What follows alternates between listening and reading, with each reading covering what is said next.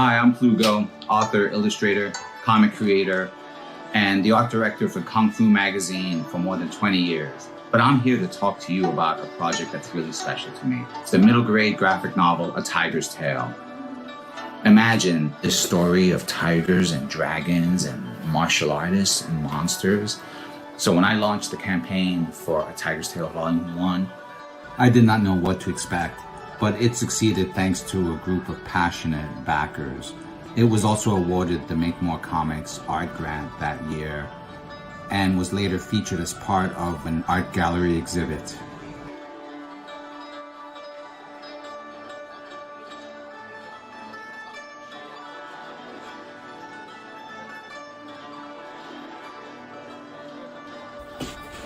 And that's why I'm coming to Kickstarter, to cover production fees, printing, copy editing, things like that. Books completed, with the exception of a few pages I've set aside for color over the course of the campaign. This turned out to be a popular feature of Volume 1's campaign, so I thought I'd bring it back for Volume 2. I think it's going to be great fun for everyone. Hope you'll support the campaign. I'm very excited about it. Thanks for stopping by.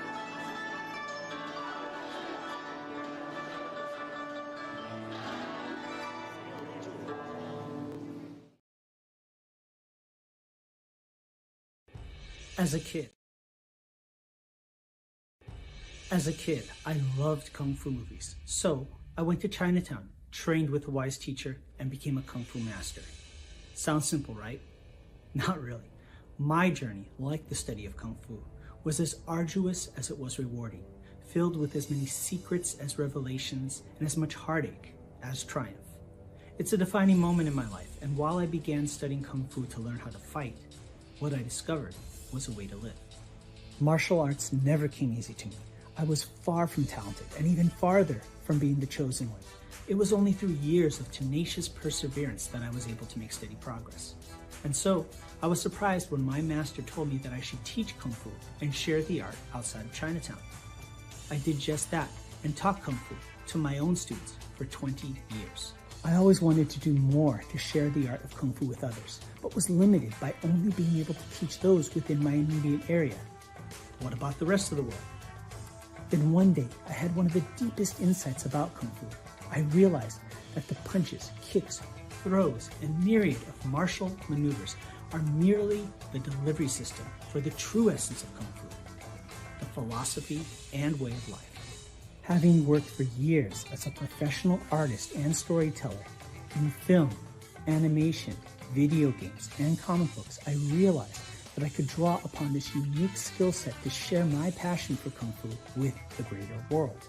And so I created Shadow Ghost, the Kung Fu comic by a Kung Fu master. The first issue is created entirely by myself, from story and art to colors and lettering. Every panel is filled with unprecedented accuracy in its depiction of Kung Fu by a comic book creator who knows from first-hand experience what it means to be a Kung Fu master. Shadow Ghost is a martial arts coming-of-age story about a young man whose search for the truth about a legendary hero leads him to study Kung Fu, and through a twist of fate, becomes part of the legend himself. For the first time in comic book history, you can immerse yourself further in each issue with Kung Fu Skills technology, powered by Tiger Crane Kung Fu. Scan the QR code at the back of the comic and follow an exclusive link to an online instructional video where I teach you Kung Fu techniques featured in the series. With Kung Fu Skills technology, you can do more than just read about the Shadow Ghost saga. You can become a part of it. The first issue is completely finished and ready for print.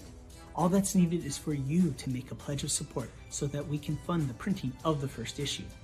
Together, we can share the wisdom of Kung Fu with the greater world. Shadow Ghost is the story of Kung Fu. It's about the people, the art, the culture, and the philosophy. It's my story and the story of those that I've learned from, taught, fought, and loved. Join me and become part of the vibrant legacy in a place and time where we might not be the chosen one, but where we can make a choice to be part of something bigger and greater than just ourselves. I'm Sifu Curtis Fujita, and this is Shadow Ghost, the Kung Fu comic by a Kung Fu master.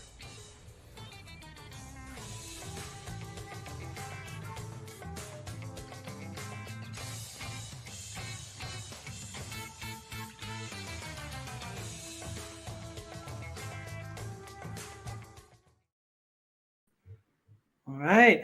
Hello, everybody. Hey, Patrick. Hey, Curtis, how are you? Good, good. Nice to see you. Nice to see you. So before we get started, we'll just do a quick little bit introduction.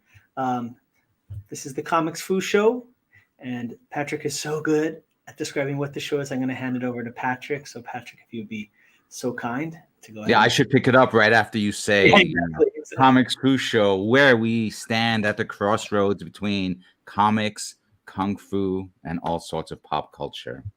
Exactly. Perfect, as always. So I'm Curtis Fujita. I'm a comic book creator. I'm also a Kung Fu instructor. And my new project is called Shadow Ghost. It's the Kung Fu comic by a Kung Fu master on Kickstarter right now. So you can check that out. And I'll hand the baton over to Patrick, and Patrick can tell you a little about himself. I'm Patrick Lugo, known as Plugo online, author, illustrator, comic creator. Volume 2 of my acclaimed Kung Fu graphic novel, A Tiger's Tale, is also on Kickstarter and was just funded yesterday. Excellent. Congratulations. Thanks. Yeah, I woke up to the news. Well, not really woke up, but by the time I got to, my email, everyone was already asking, are you going to announce that it's happened? So I was playing catch up. But Curtis, tell me, you've got a few announcements that you're about to present. Yes. So currently, Shadow Ghost #1 is at 100, I believe 12% funded. So we're doing well. Still got a little over 20 days left in the campaign. So it's time for stretch goals. And so just for those that don't know, that's just kind of if we kind of supersede our initial funding and hit some other goals, we'll have some additional rewards, things like that, incentives to bring other people in, and just for our current backers to check out. So I'm going to go ahead and explain to you what we're going to do. So our first stretch goal is actually, it's an evolution, I'd say, of the common backers page. So if you crowdfund comics, you usually get your name in the back of the book, whether it's the PDF version or the physical version, where it lists all the backers. So I wanted to take that one step further. And, if you've ever watched the end of a movie, which I'm sure you have, TV show, you see the end credits rolling and see all the people responsible for bringing that thing to life. That's what we're doing here. So it's actually going to be, you will get an online video that you can share with people, credit sequence for Shadow Ghost #1 with all our backers, physical and digital tiers. And I'm going to go ahead and just give you a quick look at that. So this is what it looks like. And so as you can see, these are all different names, but this is a rough idea of what it looks like. So your name could be there. You get bragging rights. You can show this off to your family, friends. Look what I did. Look what I was part of. And we'll go ahead and have some music with it as well. I'm going to start talking to our good friend of the show, Capitan Wallace, and maybe Wallace will supply some music for it. So you have music in the background. And that's essentially what it is. And this will be hosted on the Shadow Ghost website?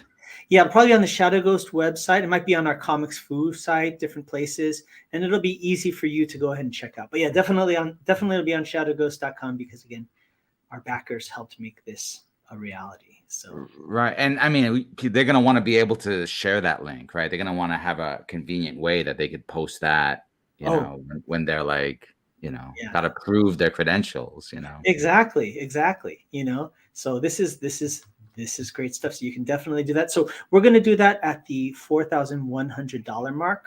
All right. So a little over maybe $300, $350, something around there more. And you can get your name in the credit sequence. So keep an eye out for that. Thank you. And, but let's get to the thing that's most important is our guest. So Patrick, yes. Okay. So please go ahead. I have another longtime friend, one of the old school internet buddies. However, we have hung out in person. We actually went to Burning Man together many years. At the turn of the century, I could say that now. But I have his bio right here. So let me tell you, Grant Balfour is a writer, editor, musician, mystic, and obscurantist. His exposés on Mothman and WD-40 miracle cures have appeared in Sun and the Weekly World News. His poetry has appeared in Cordite. His travel logs have appeared in Porthole Cruise and Travel and Seabourn Club Herald. Should that be the Seabourn Club Herald? We'll have to ask him. And he is the founder of the Guild of Scientific Troubadours. He's available to officiate weddings or for probability consultations for a nominal fee. And that's his abridged bio because you know he's a man of many stories. Let me introduce you to Grant Balfour. Hey, Grant! Hey. Applause! Applause! How you doing? Okay, I think I'll make it. You? Good. I'm getting by. All right. That's good. Yeah. So this is good. You have some fascinating pedigree. I can't wait to hear more about all these exciting things. They're not that exciting. It's just stuff. just stuff I do. I don't know. I don't know how it all strings together. I just do it. Okay. Excellent. And how long have both you, Patrick, and Grant, how long have you known each other for now? Since the turn of the century, we were, part of some old school message boards, that were devoted to comics, etc. And, we'd kept in touch since. We both had a love for comics. We both liked crazy subject matter writing. I mean, Grant's, and, also like the martial arts and that whole realm of subject matter has been something that we talked a lot about. In fact, Grant was pivotal in helping me with the back matter for volume 1 of A Tiger's Tale. Not just his editing, but his research skills were key. Yeah, I think I made a glossary for that, right? Exactly. So that really, and it was expansive, and we still have more of that to add for volume 2. So, but that's just the tip of the iceberg. We've pitched a few wild comic ideas to some places. We've got a lot of, we've always, batted back and forth, just different concepts. We tried to figure out if we can make time to do push hands while we were hanging out at Burning Man that one year, but I remember that, yeah. The dust storms, it was too nuts, so the list goes on. You're also in a Ganesh costume. Let's be fair. You have 4 arms. It's hard to do push hands with 4 arms. Who somebody cosplayed as Lord Ganesh?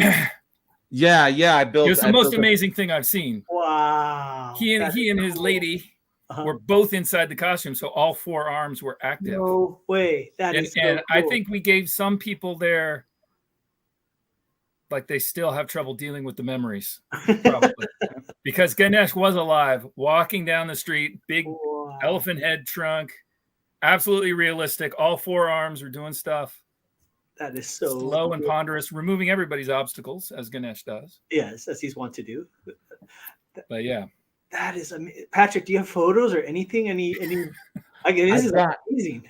I think I've got like maybe 10 seconds of footage on something. It might even be like on Super 8 tape or something like that. Wow. But it's mostly of the head. It was a cool shot because it was the wind, the ears flapping in the breeze, the head. We had LEDs in the eyes, so they glowed. That is cool. But I think we changed the people's lives. Later on, during one of the dust storms, we face planted, and that was a whole other epic. Trying to get up in a 2-person costume, is not easy. But maybe that was hubris trying to impersonate. Yeah, exactly. God. Who knows, right? Sacrifice was always involved.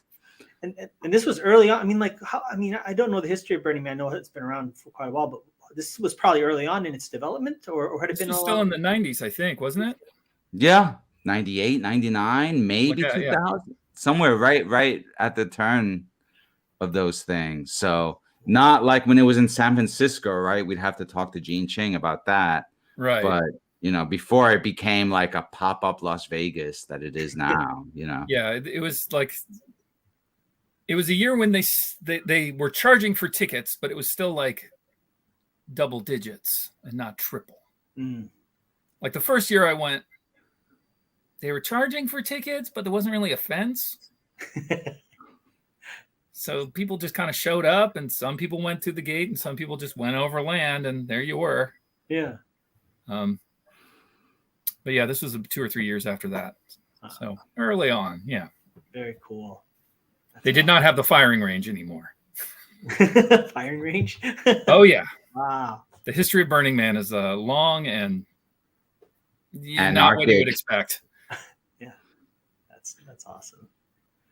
Yeah, it's a San Francisco institution in the weirdest ways, you know, Yeah. for something that purports to be like anti-institutional, but oh yeah, no, it's very well. I can't speak to it now. I haven't been since 2000, I think. Oh. Well, it's like that saying about New Yorkers, right? Like I grew up in New York, and a saying I didn't learn until after having spent half my life in the Bay Area is that you become a New Yorker when you become nostalgic for how New York used to be.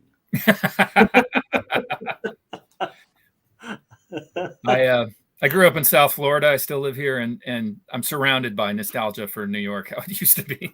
Oh, I bet. This is where New York goes to retire. That's awesome. If you ever watch Seinfeld, it's accurate. His parents. Really? Yeah. Wow. My parents retired there. Yep. Yeah, my grandparents. I had some grandparents that were over there. So yeah, there you go. Bring him, he says. So I have your list of fight scenes. I don't know if we want to jump straight into that. If Curtis has any questions about any of the headlines that you've been key in, and Curtis, we were talking before the show, and so if you notice Grant like grabbing his phone and looking down, it's because of a headline of some sort. Oh yeah, I actually put my phone away, and I'm making sure that it's not going to ring wherever I put it. I put it somewhere else. Weekly World News, of course, I think we all, or myself, like I remember taking that to my current events class and doing Bad Child escapes from lab. Bad Boy, yeah. Bad Boy, yeah, Bad Boy, yeah. And it was not successful because I was laughing the whole time I was supposed to give my current report and had to leave the classroom momentarily. But an institution, if you will, of the mysterious kind, Yeah. So that tell me a little bit about that, because that's pretty cool that you that I was involved with that. Yeah. Yes, I actually wrote for a paper called Sun, but then we fused with the Weekly World News. So I at one point was basically my brag is I was basically the editor of the last print version of the Weekly World News, but that was as an insert in Sun. But I did write for the Weekly World News at some point, and I can tell you. Oh man, there's so much I could tell you. I'm all ears. Well, I don't really want to put you on the spot, but when did you give this paper? What year was that? When you had Bad Boy in current events? Like 94, 93. Oh wow, okay, so that's Yeah. like that's like genuine Bat Boy. Okay, that story. If it was the original story, and it probably was one of the first two. Yeah. Bat Boy started as an art project by Dick Culpa, who actually you may know if you're really deep into comics trivia. He had done some cartooning. He's put out some little graphic novel stuff. And at one point he bought Cracked magazine back when Cracked was the like a knockoff of Mad. Oh yeah. Yeah. It kind of went under, and then he bought the name, and he was trying to get like a lot of old comics guys to go do it. So Bat Boy is actually his invention, and then the story was actually written by the byline is something different, but the words came from Bob Lind, who you may know if you're a fan of 1960s rock music. He had a top 5 hit, The Elusive Butterfly of Love, 1966. Nice. Very West Coast, like folk rock, Jack Nitzsche strings. Wow. So yeah, that was everybody in that business was a character. And I sort of came into it because my dad had been a reporter at the Inquirer, and I am not an Inquirer type person. And I went to graduate school, and I got an undergraduate degree most people can't even pronounce, and a graduate degree in English. And I was like, I want to be a professor. These classes cost too much. What can I do? And I wound up working for my dad, and then he was golfing with the guy who was editing one of the tabloids. Wow. It's like, you need a writer? I know a writer. He's not very hard-nosed with the interviews, but he can do the odd stuff. So yeah, I did the odd stuff. That is cool. And that's how I got into it. Wow. So yeah, I think Patrick and I share a publishing background as well as a fondness for the weird background.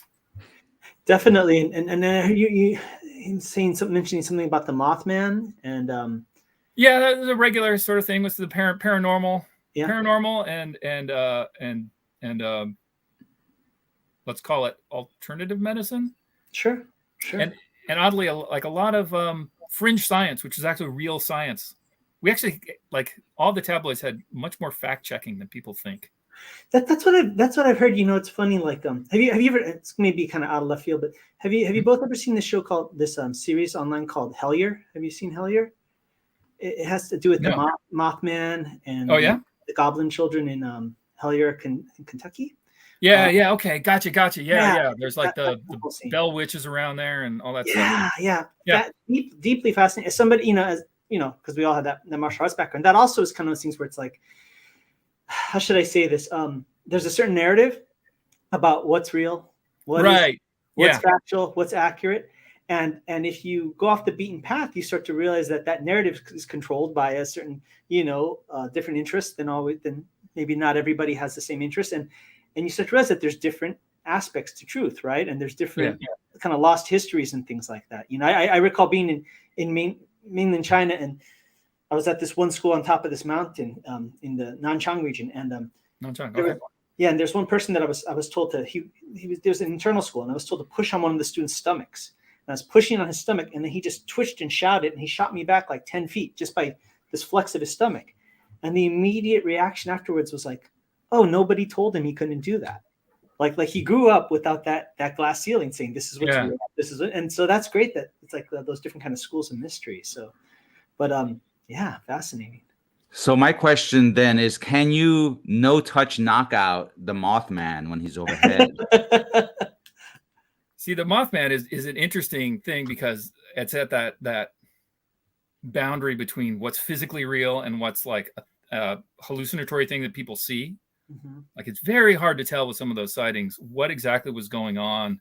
And even the way that, the famous thing is the Mothman prophecies, the fact that they really were like apparitions that seem to be warning of an event, the bridge collapse over the Spring River, is like, that's not like a normal guy in a suit kind of thing, like there's some other element going on where maybe it's just the way that our brains put stories together, or it's hard to. Well, maybe we need to rewind just a little bit to give just what is do we need to summarize the Mothman just a little bit.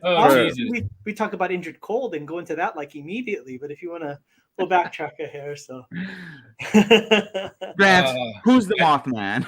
Yeah. The series of sightings that overlap with the UFO lore and Bigfoot lore that took place around Point Pleasant, West Virginia in 1960. I can't remember the exact year. 68, maybe. Seemed to be centered around a TNT factory up in the mountains there, which is kind of basically like, weird abandoned building. And people in the area started reporting seeing this flying object, and they didn't describe it as like a human necessarily at first, but it was like a flying object that was human shaped, but it had wings like a moth that were sort of double lobed and red glowing eyes. And there's certain things about it where they described it in terms of like demonic thing, like they felt something weird, and then they looked around and there's this ominous, like 7 foot tall, 8 foot tall creature. But some parts of it were also very mechanical, like it's associated with a buzzing noise, and there seemed to be this whirring when it stood there, and they saw like it might have been a robot or somebody in a mechanical suit like Iron Man. And then the sightings, there weren't like direct communication that I recall, but they seemed to grow in frequency and then stopped after there was this major disaster in the nearby river between Ohio and West Virginia. It's the Silver River. the bridge collapsed. A lot of people lost their lives, but maybe the Mothman was trying to warn people, or maybe not. Maybe it's just a weird coincidence. And that's my no research, top of head summary of the Mothman story. And then it continues Right. And then it culminates in the Richard Gere movie. Yeah, right? it culminates in the Richard Gere movie. There was actually a weird thing in the 70s, like after that, way away, people probably hadn't heard about the West Virginia Mothman in Cornwall, England. Only they called it the Owl Man, but it was very similar.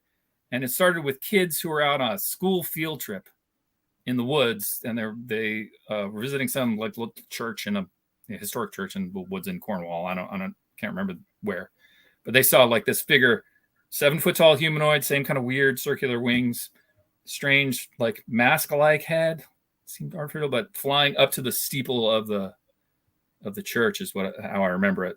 Yeah, the Cornwall Owl Man, something that tied in with the Mothman.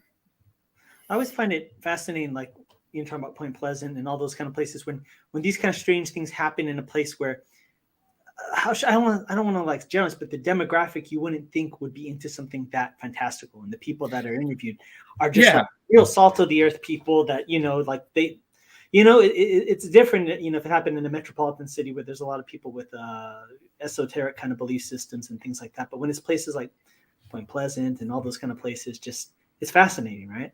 Yeah, and there are people who complain like, damn thing upset my dogs. Yeah. Like they have other things to worry about. They're not like, I don't know. I always think people are people, and maybe it's just you I don't know. There's a lot of I don't know. I'm doing the same gesture. It's like definitely words fail after a while. Like you can't. These things defy categories. Oh yeah, and that whole thing with the Mothman, right? There was also UFO sighting, right? Yeah, the interactions with you, like that's what's interesting. I wish we were sponsored, but that Hellier series starts to connect with the Mothman prophecies. Oh yeah. It has to connect with that claim to be alien injured cold, and starts to go into a tangent about him and what happened after that. Oh, cool. That interaction. So it's Are just there, like fascinating stuff. Are there Men in Black in that too? That was a big part of the Mothman thing too. I think it's touched upon. It's touched. Yeah. The whole thing is about. They talk a lot about synchronicity, how all these seemingly disparate things start to connect, and it's shot really well, really really nice series. But that's interesting. I wrote it down. Have you? Was that? And I kind of said to Patrick too. Were both of you always interested in this kind of off the beaten path kind of view on things? Yeah, from the get-go. It was never like an epiphany or something like that. In Search of Sasquatch, man. Yeah. Leonard Nimoy gave me nightmares. Well, I thought that was the Bilbo Baggins song. That gave me nightmares. I grew up with my dad in the tabloids, so I knew like UFO researchers would be over, and I remember doing a report when I must have been younger than when you were doing Bat Boy, because it was third grade, I think, and I'd forgot to do the visual aid for the report. So one of my earliest memories is frantically drawing sketching a picture of the Loch Ness monster. Wow, nice. On the chalkboard. I had no artistic ability. I was copying a black and white photograph that I remembered that I didn't use as a visual aid because I forgot the book. Okay.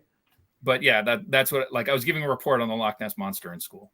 That's cool, because then it gives that kind of eyewitness report, like, when there's the and you just see these, kind of like waves, and here's this is like a neck. Yeah, exactly. That's what the photo looks like. Teacher didn't buy it. Wow. Yeah, one of my earliest self-created or original character superhero teams was Loch Ness Monster, Bigfoot, nice, and a couple of others teaming up. You have to have some gray aliens, right? You got some grays in there? Yeah, I think that there was definitely some alien action. They might have been little green men, though. Oh, good, yeah. And then there was something else. I think it might have just been like a ghost or like a glowing skeleton on fire, that sort of thing. Hey, Mudassar. So that kind of, my mom was a big fan of the Weekly World News, so I kind of picked it up early. I remember like bringing it to an art class early on when they said bring a newspaper, because we're gonna look for beautiful. reference and draw from the newspaper. And I'm like, Wolf Boy, I want to draw Wolf Boy, you know? Nice. That's awesome. Yeah, I remember hearing from somebody around the time we went to Burning Man, actually. I met a guy who'd been a researcher in Antarctica. So this was just early days of the internet. And he said that Weekly World News were like money down there in McMurdo and the research labs, because they didn't have much else to read. And the news never got old. It's like, it's not really current. Mm-hmm. So they would just trade stacks of Weekly World News around, like between different base camps. That's cool. That did my heart good. That's pretty awesome. That's really awesome. So, apparently they don't anymore. I met some new Antarctica guys, and they have the internet now. They don't need the paper anymore. They don't need. I mean, that's pretty much the case everywhere, right? Yeah. But speaking of the internet, is this how the Guild of Scientists? Are we kind of stumbling across the secret origin of the Guild of Scientific Troubadours here? Not exactly, but it's a thing that I do. I think it was originally inspired by Jonathan Colton, who was doing these. He styled himself as the official troubadour of Popular Science magazine. I think it was back in 2004. I'm like, I write songs about science all the time. There needs to be more scientific troubadours. Let's have a guild. And so I set up a website at a time when everybody was setting up a website, and said, hey, anybody who wants to, you just write a song about science and I'll put it up here. And it's basically been me. But once a month, I churn out a song about some recent scientific research. Some of them are awful, and I will admit that freely. A lot of them are highly experimental, in the Negative Land vein, if you remember Negative Land. But some of them, I don't know, I think come up pretty well. Little catchy pop songs about cloning Vikings from old DNA. And nice. But wouldn't that be popular, like in the STEM circles? I think so. I like the site / band, if you want to call it that, / project has never taken off musically. Like, I think it's been featured in some stuff 10 years ago. Like there's a geek pop thing in Britain. Yeah, there you go. There's some art. But that's awesome. The only write-up that I got that I really was proud of was when I got reviewed in New Scientist. I was like, I made it. Yes. Nice. Yeah, so once a week I try to get some science art up in the new thing in the slideshow, and then once a month on the 23rd, usually winds up being the 24th because I'm a slacker, some kind of new song about something. That's great. So you're interested in science, but then you also are interested in all this kind of mysterious stuff. Do you feel that everything can be explained by science kind of thing and it just hasn't been proven yet? Or do you feel like some things defy those constraints? I don't think I could have answered this question this way like a year ago, but I think what I really am interested in is less science and the unexplained as I am the way that our brains try to explain things. Like, I think that's where my interests have always been, like interpreting stuff. Sure. So how we process things, which actually, if I want to circle back to martial arts, is something that I began realizing when I was taking Tai Chi, like back in the day. Like, a lot of what gets commonly explained away as Chi seemed to me to be like just efficiency. Like, it's just a different way of, like, your body's moving more efficiently when you're centered. Mm-hmm. And you can absolutely feel it. It's an energy that fills you, but it's not like an energy. It's more like, oh, everything's just flows and we're in a different frame, and it's just a different way of looking at this thing. So it's a real phenomena, but it's not the phenomena that it feels like it is, if that makes sense.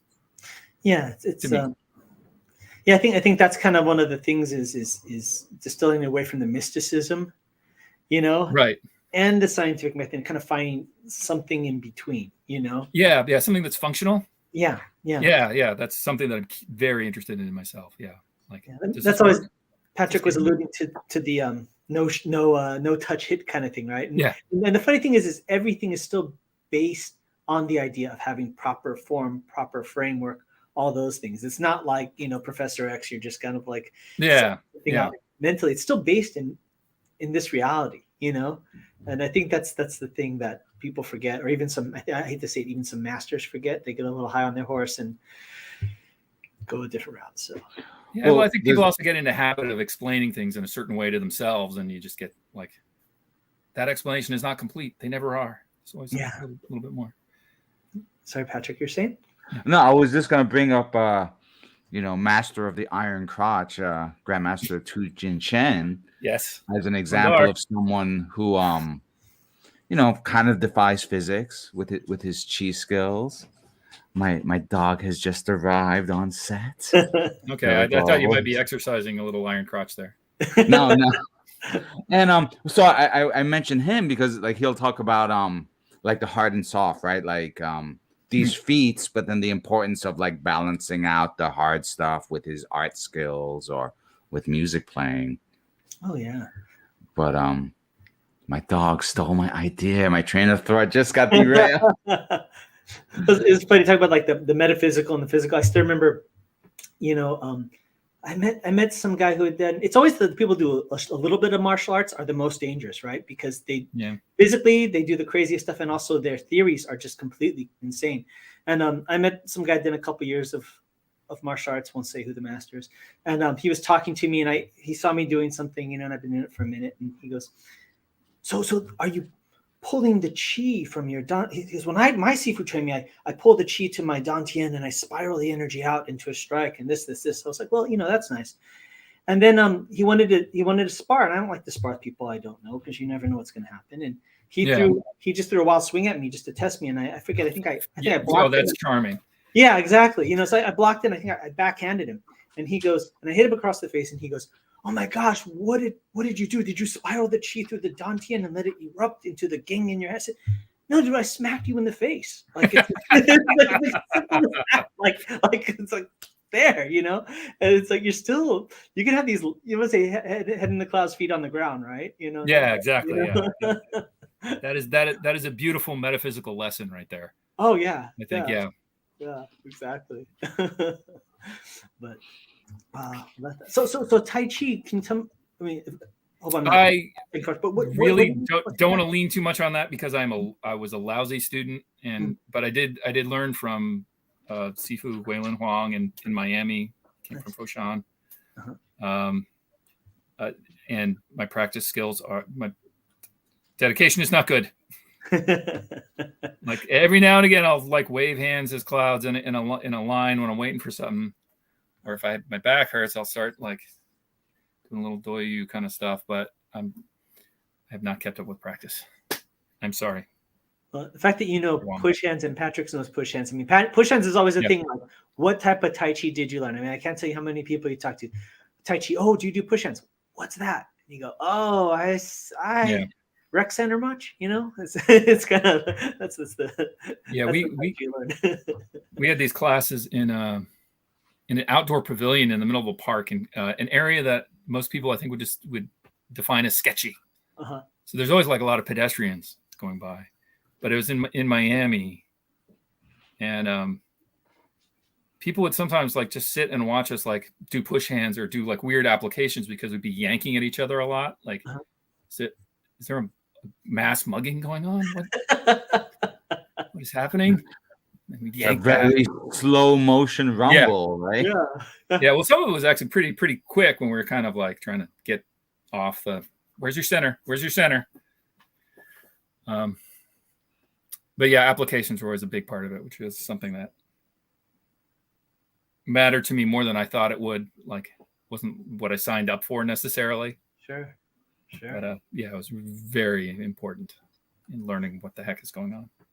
That's great. Yeah, the public martial arts practice is always a funny thing. Like I had a friend who did Chen Tai Chi, who does Chen Tai Chi, right? Oh yeah. Very deep into it, and he was doing it in the park. And ego gets the better. He's doing the single whip, and he's feeling the chi, he's feeling so cool. And this little girl and her father are watching him, and he's in his mind, oh, I look so cool. Look how zen I am. And the little girl, he hears her her say to that, she goes, "Daddy, what is that man doing?" And he goes, "Pay no attention to him, honey. He's a mime." And then they walk away. It's like, oh, humble humility. It's like, now he's trapped in the box. Exactly. Was it the rope thing or something? Oh man. Those are the closed door techniques. Yeah, literally. I think Marcel Marceau could probably grab some peaches. Yeah, definitely. Oh man. Did you ever read the Gone Away World? Nick Harkaway, another guy from one of the message boards we were on, Patrick. Did you ever read his first novel? No, what's it called? Oh, it's called The Gone Away World. Gone Away, like the world that's gone away. It's beautiful. It's a post-apocalyptic story, but the apocalypse is caused by a bomb that caused like reality to come unmoored. Wow. So, but it does end in a climactic battle between ninjas and mimes. Oh my gosh. It's beautiful. I've always wanted that, and I didn't even know it. Yeah, it is such a great climax. I mean, fight scene that is one of the best I've ever read. Not a comic book, actual novel. Wow. Where's the HBO series for that? He needs one for that, man. I think I forget which comedian, but I heard him say once, like one of his one-liners was he goes, today I shot a mime just so I could hear him scream. Unfair. Talk about a nihilistic cry. So yeah. Go ahead. Sorry, Patrick. Go ahead. No, keep going, Curtis. I love it. This legendary message board. Like, so like, what was the context of this? Was it just like, oh my gosh, Thor could beat Hulk, or how did everybody connect? What was I'm curious what the scene was like when you folks were. Should I answer that, or do you want to take the first crack, Patrick? Did you ever watch the movie The Matrix? Yeah, of course. Shame on you, bastard. Take it away, Grant. Sorry, that's a deep cut. I don't know what that is. That's a dig. It started with the Scottish comic writer Grant Morrison, who wrote Doom Patrol series and Animal Man, and then he started a series that was not with any pre-existing characters called The Invisibles. Yeah, great. The Invisibles had a fan site started by a man named Tom Coates, which I think was originally called. Wasn't called the Forum, but it was a bland name like that. But then it eventually turned into Barbalith.com. And Barbalith had message boards. And the message boards, the nature of the Invisibles was, it was kind of like you ever read Illuminatus or anything like there's a conspiracy war going on behind the scenes of reality that you only see bits of, and certain people have access to it. So like one of the rallying cries at the time was Grant Morrison would always claim that the Matrix ripped him off. Like he was in talks to turn this into a movie, but the Matrix came out and nobody we've already seen it. Bastard. But because the subject matter was anything and everything, because of the nature of the comic, the message board pretty quickly outgrew that and became just a general alt culture. Might have been in the same spaces like Disinfo, but it might have been in some other, anything that I describe it as, somebody's gonna write an angry email to me about. Welcome to. It was not that. No, what are you saying? That's crazy. But you would have very DIY was one of the key things, right? So it was like this was before social media, but it had a kind of a social media ethos in the sense where so much of it was like how people interconnected, right? So it was split up according to interests, right? So that'd be like modern day groups, and then people could kind of bounce around between them. People can kind of keep track of each other, and you build bonds based on the mutual interests. Were you hanging out in the comic section? Were you hanging out in the magic and esoteric subject matter? The temple was pretty well traveled, and I've heard. I heard from some old users, and I can't back this up, that David Bowie was in there. Wow, that's a trick. But nobody knew. I mean, we all had different names, and the software was not like off the shelf software. It was custom made, and that was part of the problem with the place. It actually made moderating it nearly impossible after a while. But there was also like an ethos behind the moderation. It wasn't just a cookie cutter. Oh yeah. The moderation was weird because every decision made had to be voted on by a council of by at least 3 mods. So there's this cloud of moderators. And an Illuminati, if you will. Yeah, exactly. It was a smoke-filled room of a star chamber, things on a queue. Like, oh, do you really want to edit this? Yeah, I guess that's fine. But it was not only possible, but kind of encouraged and expected for you to change your name every so often in an absolutely untraceable way. Wow. There was a way to tell who was who if you saw their previous comments in a conversation. Mm-hmm. And some of the more dedicated regulars would also like look up the URL of your user account, like your username, and remember what your profile number was from the address. Okay. But other than that, I mean, who was this Hell Child? Were they Pumpkin Blossom last week? Who's the frog? If you're into like rock and roll, Flux blog is I think the first MP3 blog. That was a guy. That was his username. Was Flux equals rad originally, but then it became Flux equals all kinds of other stuff. It was just Flux was always the thing, the one thing you keep in common. Yeah, there were a few comic podcasts that kind of were born out of that, Yeah, Mindless Ones was big. They were big guys. Nick Harkaway, the guy who wrote Gone Away World, was one of the Barboth people. There's a lot of folks doing a lot of interesting stuff. Yeah, and then there'd always be attempts to do like in real life meetups, even whether it's locally. I went to a couple. A lot of it was based around London. It was mainly UK people. Oh, nice. But I did meet some folks in New York once. One of them came all the way from Australia.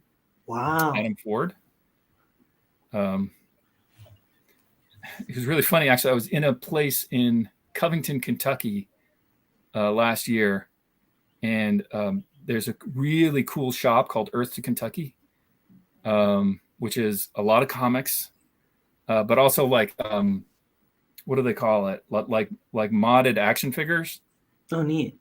Like you can get, I don't know. I think they had was it Public Enemy action figure set or an NWA action figure set, something like that.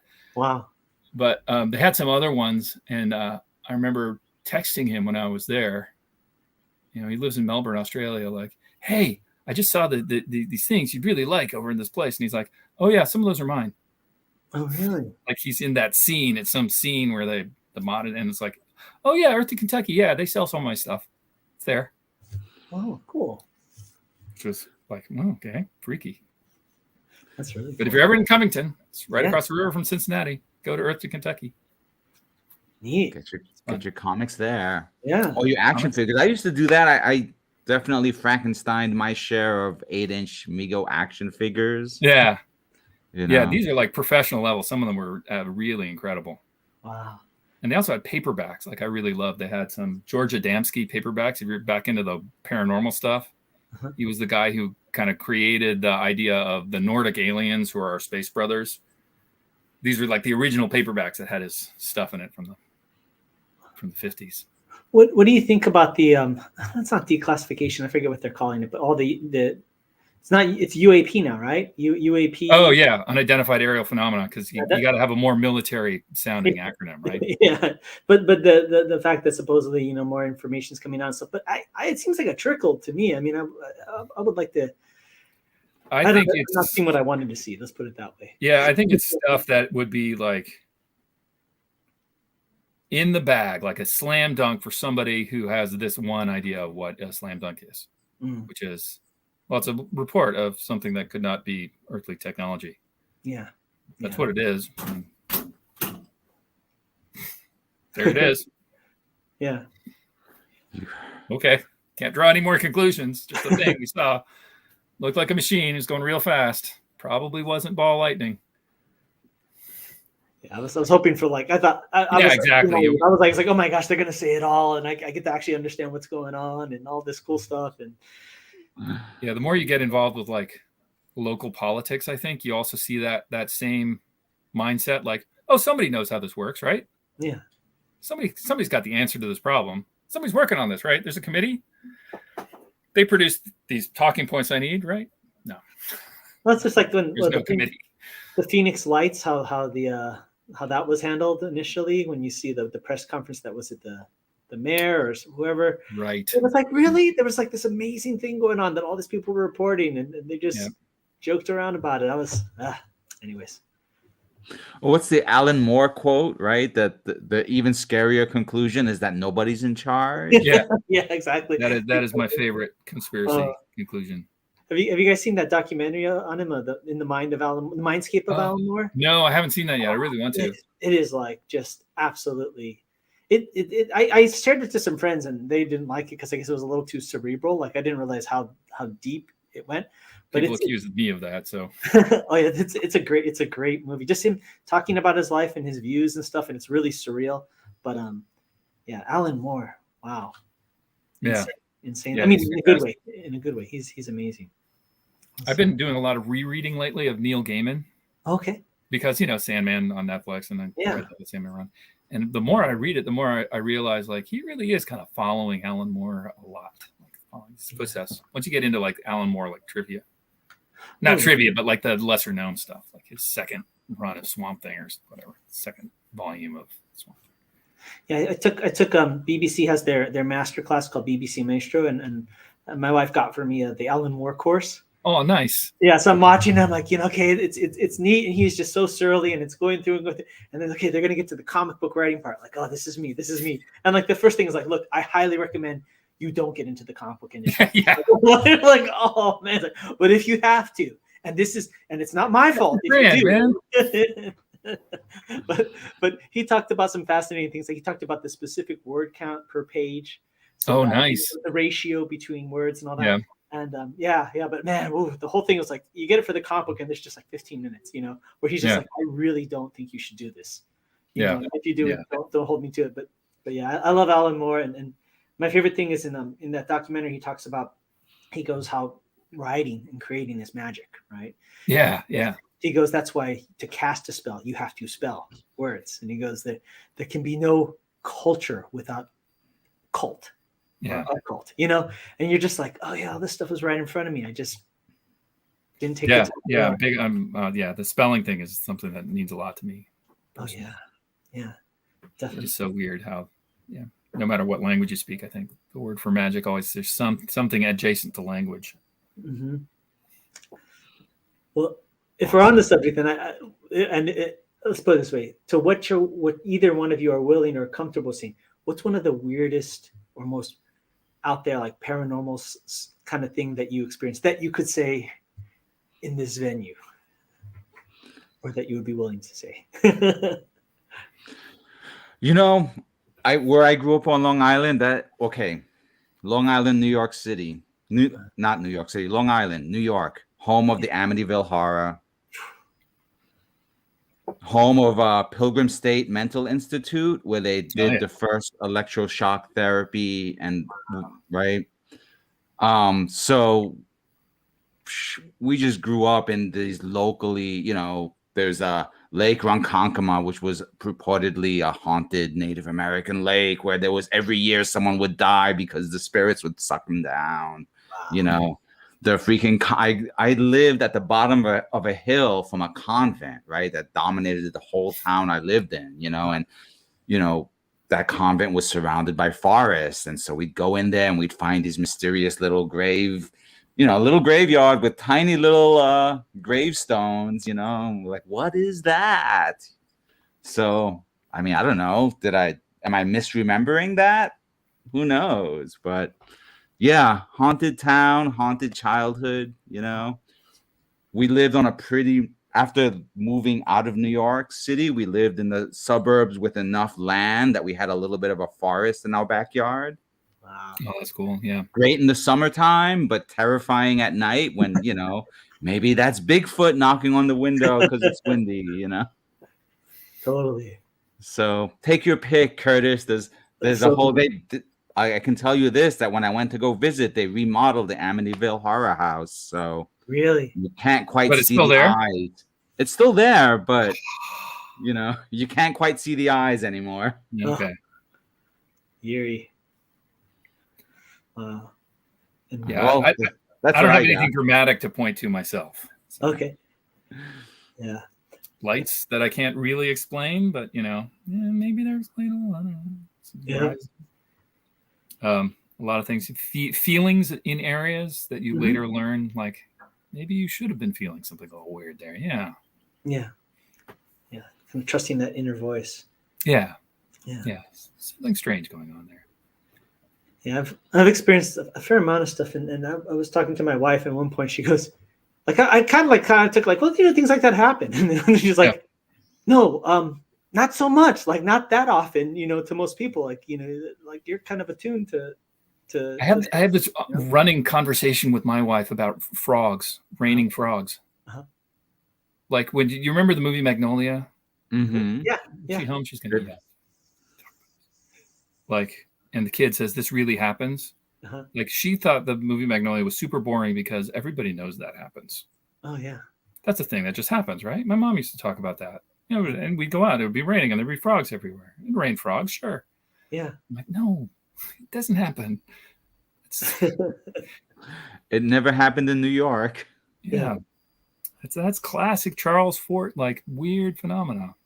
Oh yeah, there's the thing that, and this is bringing it back to the Kung Fu thing, right? The kind of the thing that we don't talk about in Kung Fu, but we're talking about here on the Comics Fu Show. Yeah, there you go.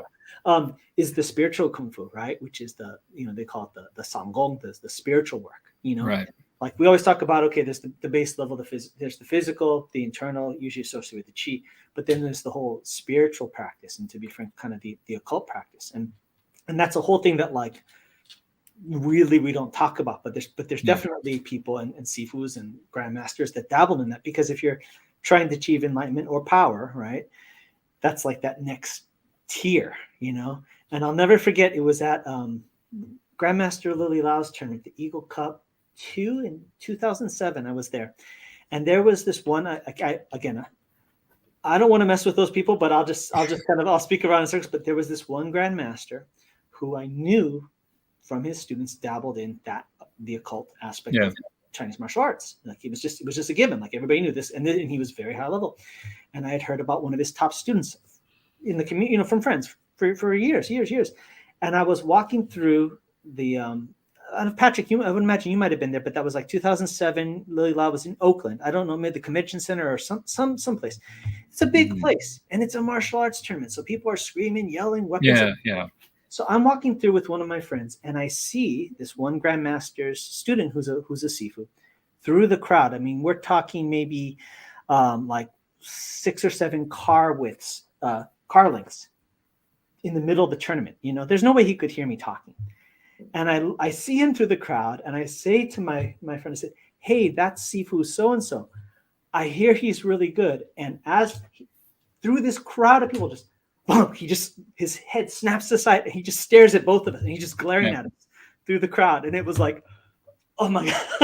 That was a compliment. Yeah. It was just absolutely jarring. And you just know there's no way this person could hear. And it wasn't like he just kind of casually like, oh, looks over. No, it was like a head snap. Who's talking about me? There's a disturbance in the force, that kind of thing. And that's, I would love to do a whole podcast, but I wouldn't want to awaken the dragons or about that aspect of the martial arts stream, because it's deeply fascinating. Yeah. But nobody talks about it. We would have to perfect the pixelization and the voice modulation. We'll just like turn off the light and have my silhouette. Yeah, and have the voice modulation. Yeah. I was at a Kung Fu tournament. Yeah. But you'll know it's me when all of a sudden it's like, so did you know that Hulk 181 isn't the real first appearance of Wolverine? It's actually Hulk 180. Oh. I think I know which person that is. Have either of you guys watched Alchemy of Souls? No, what's that Korean about? K-drama? No. It's silly fantasy, but it's fun. It's really well made, but it's got kind of that different kung fu schools. Yeah. It's Korean, Uh-huh. not kung fu, but Sure. so like It's alchemy. swordsmanship as mastery of energy spell casting Oh wow. stuff. Yeah, no, It's cool. It's I think it's on Netflix. So it's alchemy of. Alchemy of Souls. Alchemy. It is very K-drama. Like there's a guy who looks like one of the members of BTS. On hair, sort of a androgynous sweetie boy face. Yeah. But they're all like, we'll whip out swords at you in a minute. Nice. You know, it's And funny. there's a lot of spiraling chi too. You talk about spiraling chi. There's a lot of like raising Danchen power out and flicking it out. Like that's kind of what the first season is all about. Oh, I gotta check that out. I thought, we were talking with Gene Ching, who because Curtis, I don't know if you know, but Grant has also written for KungFuMagazine.com. So Excellent. Right, .com I did, yeah. Excellent. But he was talking about the rise of all of K media in all its forms and how it's just everywhere right now. So Definitely. I think I kind of dropped. The last thing I watched on that front was The Kingdom. Oh, that's that's a good one. Right? Yeah. Yeah. What, Hangul versus zombies? Yeah, you'll see some similar architecture and kind of dramatic scenes in this one. There are zombies in this as well, kind of, sort of. Yeah, and this made the list of your top fight scenes. Yes, we spent this whole hour talking about so many things. The scene where the main hero, Ook, Nice. has to bring a special dog, into a house. Oh. Well, it's a palace and it's a spirit dog, but yeah, and he's surrounded by. It's a good fight scene. It's cool. What else do you have on the list? I'm curious. Oh, what else did I have on that list? So here we have, Jet Li taking on an entire precinct of French police. Oh yeah, that's one of the very few good American. No, it's French really, but it's French. Western produced Jet Li movies that actually is good. Yeah, I really like that, and that But in traditional American tradition, we'll take credit for that, right? Of course, just like we take credit for the French fry. Yeah. Pomfret, what's that? Exactly. So Kiss of the Dragon, I remember that. Weaponized acupuncture. Yeah, right. Yeah. Yeah, that's good. They pushed him too far, man. Shouldn't have done that to his brother. And then we've got what else is on the list is the girl warming up her street food Tai Chi Chuan style in Kung Fu Soccer, a classic. Shaolin Soccer, yeah. Shaolin Soccer. How could I buy? Well, it's part of my brand that I mix up words, so it's part of mine too. Yeah. And that was great. I love Shaolin Soccer, man. Insane. I noticed while making this list, like a lot of my choices were all like kind of special effects heavy, which is a little weird. Like I didn't think I would do that. The Jet Li's not, I guess, but yeah, that one was right. RRR. That's a pretty special effect. Have you seen that one yet, Curtis? I think. Yeah. Yeah, we talked about that a little bit. Tigers and all sorts of crazy stuff and fire. Yeah. And, the dude throwing the panther or whatever it is. Yeah. The leopard. Yeah. Tiger or somebody. Why not? Have you guys seen any of the movies by any of that director's other movies? I haven't. Are they good? Yeah. I mean, yeah.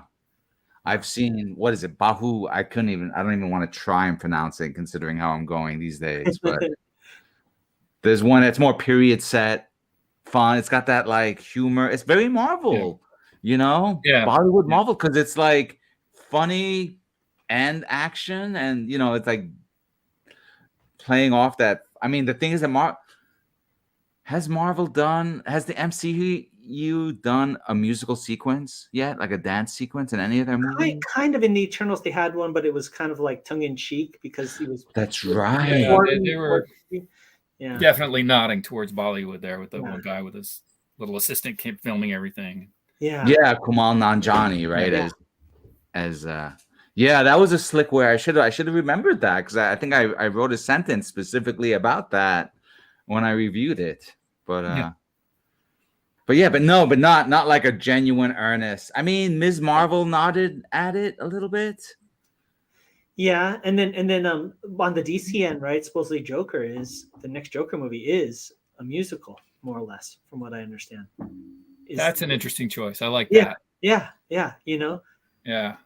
So Interesting. have either of you seen the Jet Li movie? I forget the U.S. name, but it's called Fong Sayuk Part One. It's he did What's it. Fong Sayuk was like a kung fu folk hero. Yeah, it's Once Upon a Time in China, right? I think that's what it's called in Oh, America. no, that's Wong Fei Hong. Oh, okay, Wong. Sorry. Yeah, but the Fong Sayuk one is the first movie. Has probably my favorite fight scene of all time. Super imaginative. The deal is the main character is trying to win the hand of this girl for marriage, and to do that, he has to beat her mom in a kung fu duel on top this huge scaffolding. But the rule is whoever's feet touches the ground off the scaffolding loses. So the battle starts on the scaffolding gets destroyed, and there's just this crowd of people, and they finish the fight running across and fighting on the heads of the entire crowd. And just, oh my gosh, just to this day, it just holds up so just absolutely brilliantly executed. Just one of my favorites of all time. So there's a little bit of that in Iron Monkey, I think, which is also the other folk hero. Oh yeah, definitely. I remember the pilings that were burning. Yeah, with Donnie Yen. Yeah. That movie's great. Good stuff. Definitely. Yeah, that was like the prequel series for Wong Fei Hung, right? It had right, the little child Wong Fei Hung. Yeah, and the little kid or exactly.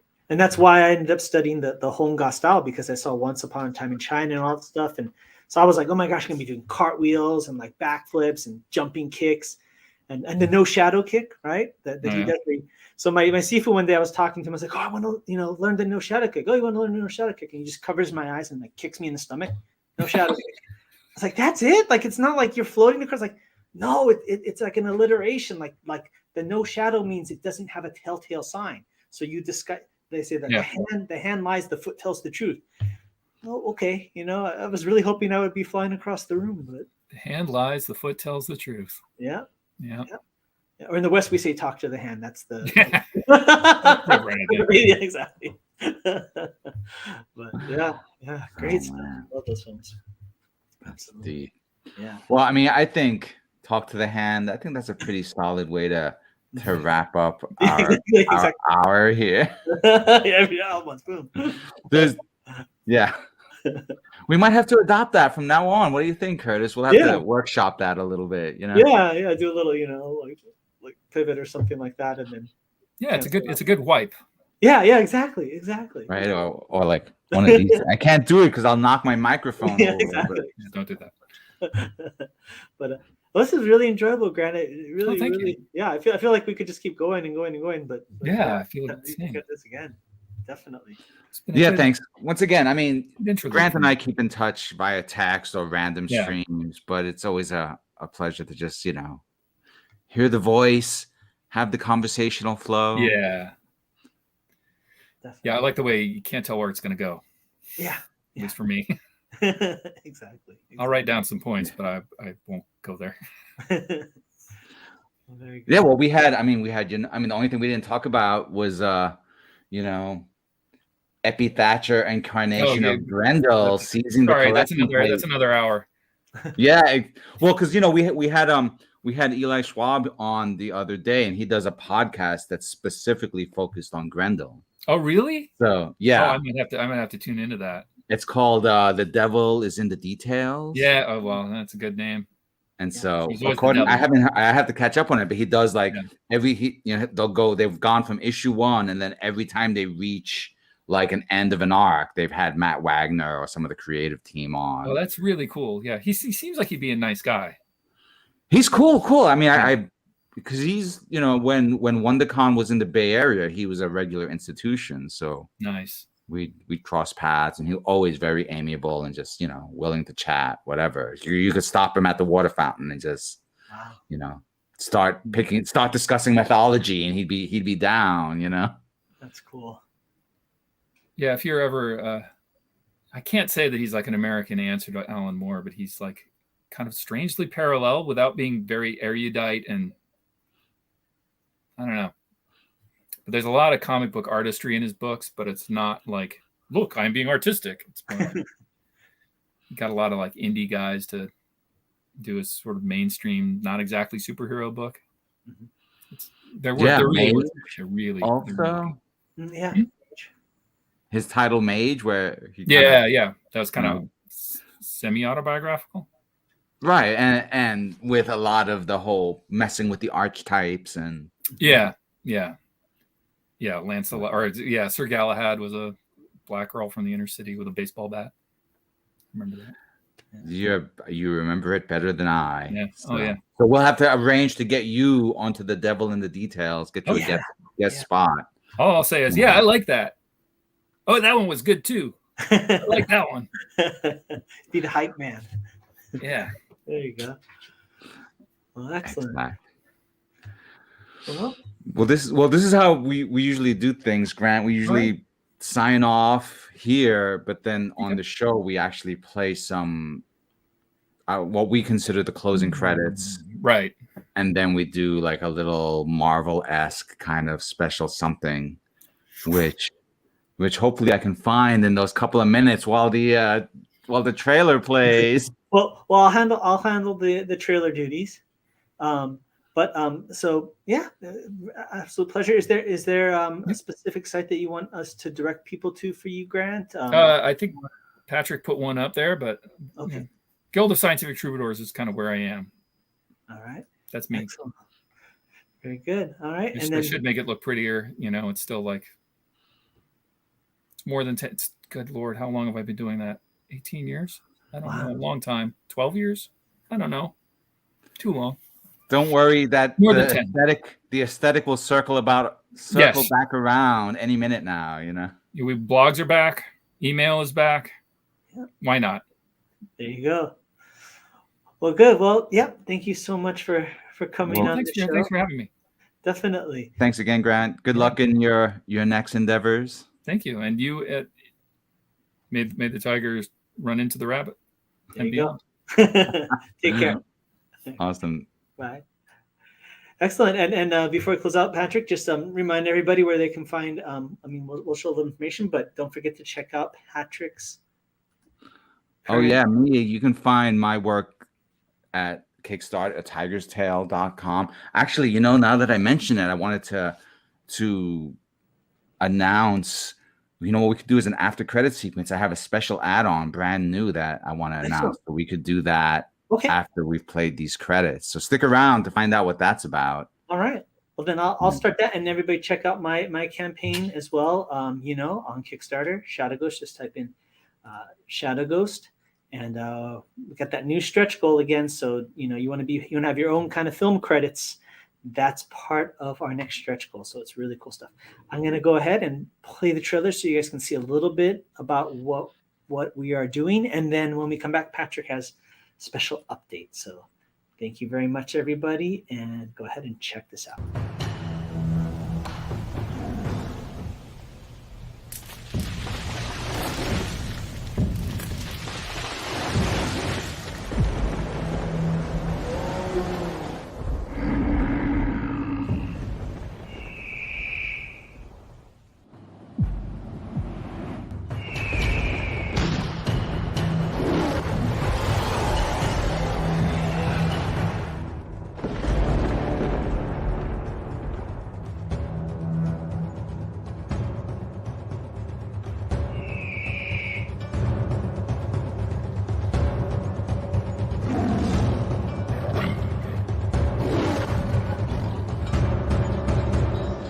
Hi, I'm Plugo, author, illustrator, comic creator, and the art director for Kung Fu magazine for more than 20 years. But I'm here to talk to you about a project that's really special to me. It's the middle grade graphic novel, A Tiger's Tale.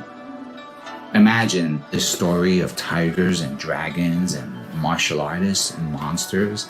So when I launched the campaign for A Tiger's Tale Volume 1, I did not know what to expect. But it succeeded thanks to a group of passionate backers.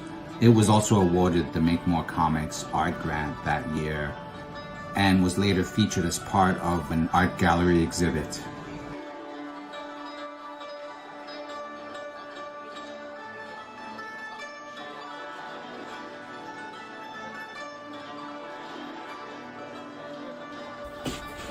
And that's why I'm coming to Kickstarter, to cover production fees, printing, copy editing, things like that. Books completed, with the exception of a few pages I've set aside for color over the course of the campaign. This turned out to be a popular feature of Volume 1's campaign, so I thought I'd bring it back for Volume 2. I think it's going to be great fun for everyone. Hope you'll support the campaign. I'm very excited about it. Thanks for stopping by.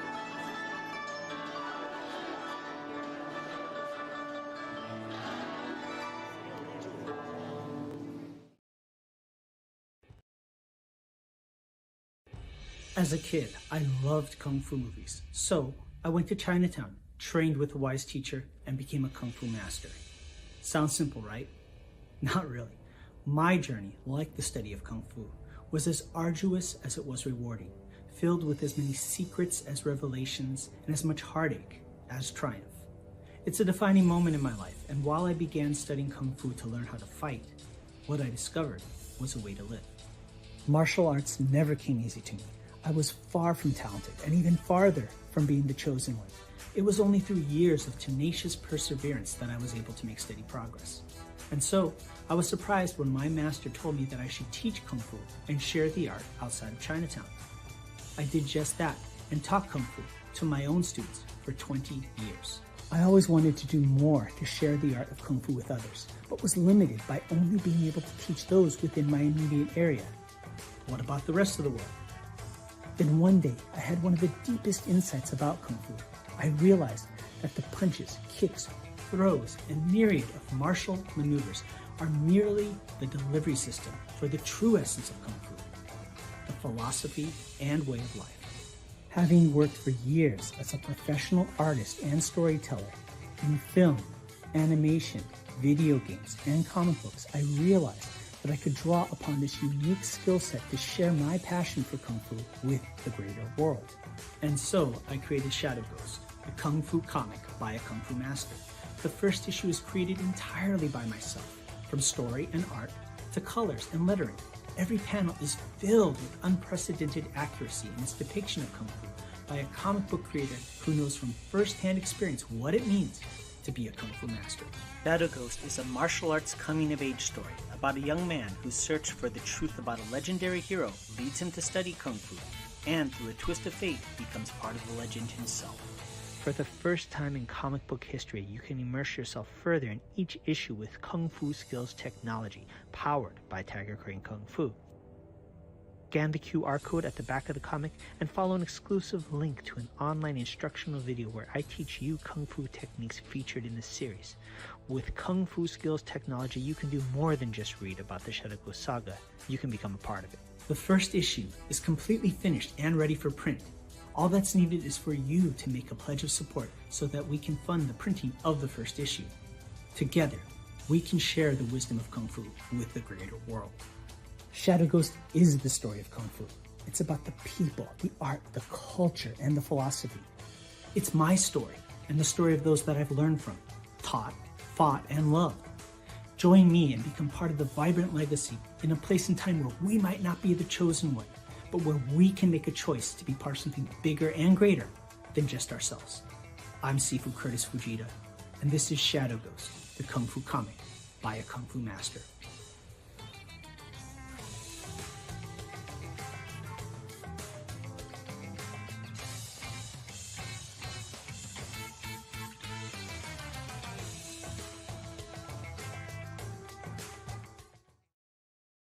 And we're back. We're back. So Curtis, I just checked. Right now, my campaign is at about 101%. So Nice. that's a nice, me in numbers, right? That's a nice little number. But I've been thinking about stretch goals, right? And I'm not quite ready to announce anything yet. But I did find something cool that I think I wanted to add to the campaign. Specifically, right? I want to add a new add-on. Nice. And so I've only got 5 of these, right? This is what I call my 12 monkeys sticker sheet. This was one of the secret rewards that I had for one of last year's reward tiers, Mhm. for the volume 1 campaign. Yeah. But Love it. I found out that I've still got 5 more of these, right? They're transparent stickers, they're die cut, 12 monkeys and the Monkey King. So I kind of announced it to my backers last night, and then I just added these to my campaign today as just this little extra special add-on, because for those people who like stickers, and plus, my very popular Sun Wukong illustration, that illustration has been a poster, it's been a t-shirt, it's available on almost anything in my online store, but now it's just like the centerpiece of these other 12 monkeys that I've come up with. I like it. I love it a lot. I love like the difference in styles, right? You got that really cartoony one on the far upper right, and the baboon on the bottom, a little bit more illustrative. And then, yeah, is awesome. I really like that. Thank you. Yeah, I did all of these. This is how I'm teaching with the exception of Sun Wukong, which I did in Photoshop, right? This is how I'm teaching myself Procreate. Nice. By tackling I haven't in a while, but I would just tackle a new monkey and really kind of research it. So I can I have like a little file with a write-up on each one of these monkeys, the golden snub-nosed monkey, which was the one that's renowned for monkey-picked tea, Yeah. Although that's kind of not necessarily true. But that's another comic I'm working on, is the true history of monkey pick tea. But nice. I'll have to go into that in the future. That's great. I really like it. Excellent. Thanks. Really great silhouettes too. Great silhouettes on all of them. Really reads well. It was, it's a trippy thing to try and be able to ensure a good, die cut as well. And the fact that they're transparent, so you could just kind of put a monkey anywhere. Oh, nice. Okay, so it doesn't have that white border. It's actually. Yeah, exactly. That was it was kind of hard to find a place where I can do transparent sticker sheet with the die cut at a good price, Yeah, totally. And only as many, I think I only originally printed out like 10 of these. Okay. So it's a rare printer that'll let you do that. So that's great. So anyway, limited edition, limited supplies. New add-on. I think I set it so that it'll only last a week, because actually I got inspired to work on a new sticker sheet, which I'm pretty excited on. Nice. But I don't want to spill the beans on that until next week. So this one's only for a week, and then the new one will come out, which I think will be pretty sweet. Very good. And as a reminder, you can always change, your pledge and add these on after the fact. So even if you've already backed, right, Patrick, you can still go in and go ahead and. That's right. That's one of the things that Kickstarter encourages folks to do is, keep, as opposed to just doing a billion reward tiers, keep the reward tiers more simple, and then just make add-ons an option for folks so that people can always come back and be like, ooh, I need more stickers in my life. Definitely. Or more ninja stars. I was talking to one of my backers who got the ninja star, which I put them away for safekeeping. I should have kept one handy, but yeah, it's always fun when a backer specifically picked out a ninja star. Those things are just it's like it's a game for me, like. No, totally. And that's kind of the fun part. I mean, with things being the way they are, the fact that we can have all these offerings, we can access this kind of stuff is kind of neat, because, before all these kind of, direct printing kind of options and things like that, you'd have to actually be a full blown company to access all these different things. But the great thing is now, like, individuals like yourself and me can do cool projects like this, cool one-offs, and that just makes it even more neat. So, yeah. And I'm still working on a commercial specifically for that ninja star. Cool. Just we'll see if I can get it done in time with everything else that's going on. But the campaign behind the campaign, right? Exactly, right. Well, this is all going to the documentary, I guess. Exactly. That's the final. The monkey said the documentary, years in the making. Yes. You should calculate how many cups of coffee, right? It takes, or cups of tea. Right, coffee. Oh, I could do a Venn diagram of coffee and tea, and which one, Exactly. which one I did what on. Yeah, work it into the Oh. budget. And the next one, the pie chart has coffee. It's like like 30% of the graph will be coffee. Yes, and sorry guys, I have really expensive tastes, Yeah, exactly. But Funny. so anyway, yeah, I just wanted to share this little thing because it's something I had been quietly working on and wanting to make something special out of these 5 sheets. I'd rather them go out to people than to just be, under a pile of other things, Definitely.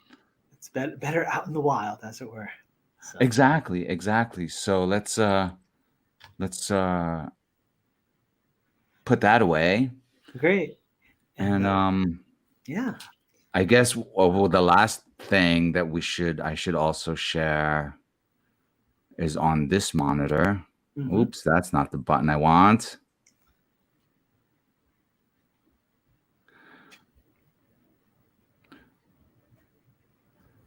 There it is. Sorry for the dead air, folks, but all right, coming very soon. In about how much longer? About half hour? What are we looking at? In an hour, in an hour, we'll have special guest JC Carter and his art team here. So that's gonna be a fun conversation. Excellent. Shaolin Nun in the house. So coming very soon.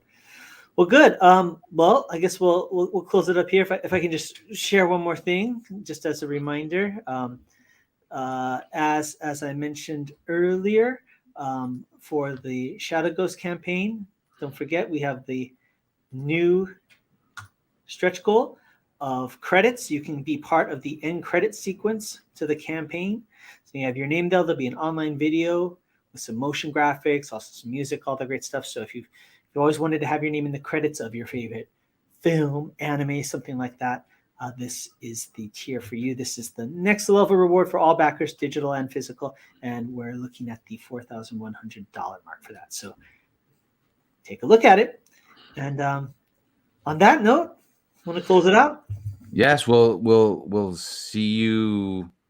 We'll see you in an hour. Definitely. All right, take care, everybody. See you then.